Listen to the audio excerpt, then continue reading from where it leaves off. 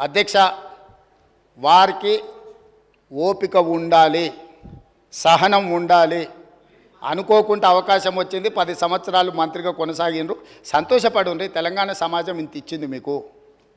వారు ఒక అలిశెట్టి ప్రభాకర్ గారి గురించి వారి కోట్ చేసినట్టు ఉన్నారు. నేను వస్తా విన్నాను అధ్యక్ష.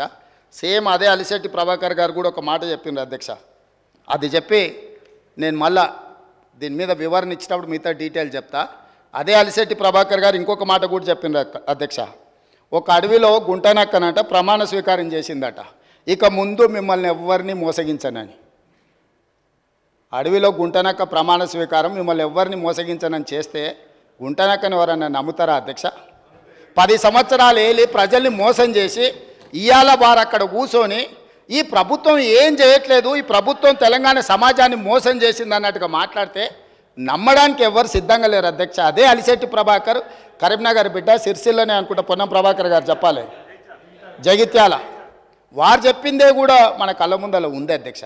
కాబట్టి దయచేసి తారక రామారావు గారికి నా సూచన ఒక్కటే. సరే, పెద్దలు వారు రాలేదు, వారి అనుభవంతో మాకేమైనా సూచనలు ఇస్తారని ఎదురు చూసిన, చీల్చి చెండాడుతా అంటే ఎందుకైనా మంచిదని బుల్లెట్ ప్రూఫ్ జాకెట్ కూడా తోడుకొని వచ్చినాం అధ్యక్ష.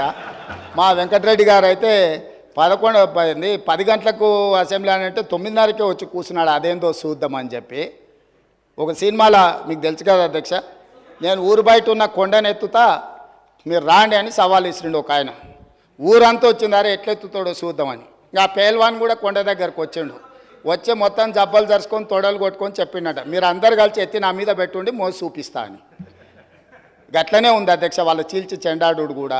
కాబట్టి దయచేసి ఇప్పటికైనా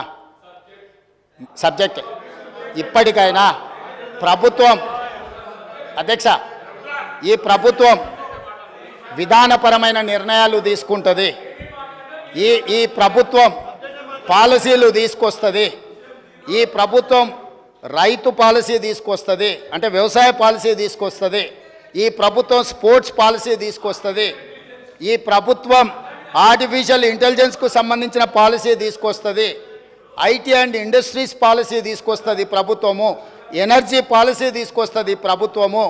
మేము తీసుకొచ్చే పాలసీలల్లా మీరు సలహాలు సూచనలు ఇవ్వండి. ధరణి మీద కూడా మేము పాలసీ తీసుకొస్తాం. ఇవాళనో రేపు మా రెవెన్యూ శాఖ మంత్రి గారు ఇప్పటి వరకు చేసిన ఎక్సర్సైజ్ అంతా ధరణి రిలేటెడ్ కూడా, దానికి సంబంధించి ఏమేమి విషయాలు పాలసీ మేము తీసుకురావాలనుకుంటున్నాం తప్పకుండా మా మంత్రి గారు చెప్తారు. వారు కూడా ఏమైనా సలహాలు సూచనల అనుభవం ఉంటే వారిని ఉపయోగించాల్సిందిగా 2 గంటలు తీసుకున్నారు అధ్యక్ష. 2 గంటలు సరిగ్గా 2 గంటలు మాట్లాడినారు. 2 గంటలల్లా